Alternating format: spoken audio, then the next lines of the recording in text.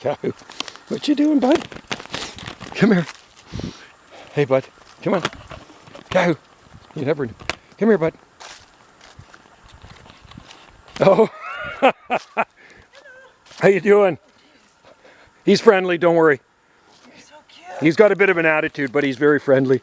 I was just shooting a video of the leaves and stuff. It's just beautiful. I think they're falling because it's dry.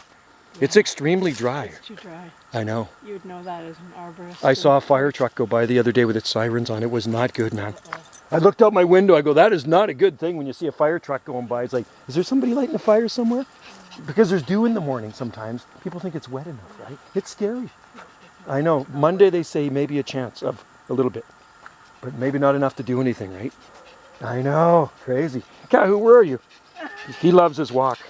Well, it's a lovely... Did you see David by chance?